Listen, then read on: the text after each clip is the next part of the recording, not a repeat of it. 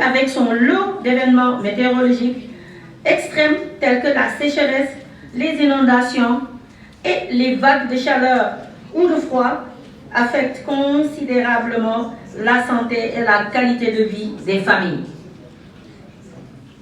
Le thème de la célébration de cette année, Famille et action climatique, met en relief la nécessité d'agir sur les effets du changement climatique qui augmentent la vulnérabilité des familles. C'est aussi une invite à travailler à faire des familles et des différents individus qui la composent des agents du changement en matière d'atténuation et d'adaptation au changement climatique. Les familles sont certes victimes du changement climatique, mais elles peuvent jouer un rôle décisif dans la gestion des ressources naturelles.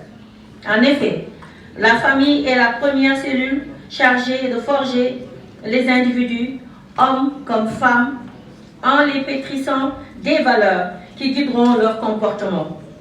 Les parents, et en particulier nous les femmes, qui tenons les foyers et intervenons principalement dans l'éducation des enfants, peuvent agir en faveur de la promotion de pratiques durables et sensibles aux consommations et à garantir une alimentation saine par le micro-jardinage intégré et l'économie circulaire et verte pour les familles productives en milieu urbain et rural.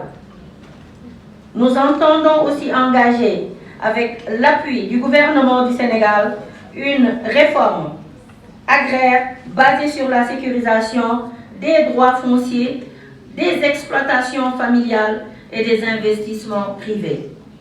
Ainsi, des baux ruraux seront octroyés aux familles sur l'assiette foncière dont elles disposent. Les familles qui décideront de se regrouper en coopérative avec une surface minimale de 50 hectares pourront être titulaires de baux non cessibles. Accompagner les familles, c'est aussi accompagner toutes les personnes qui le composent et ne laisser personne en rade.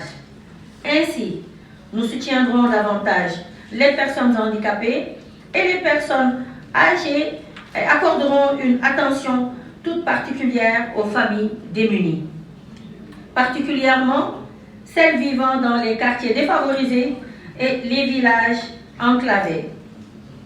Mesdames et messieurs,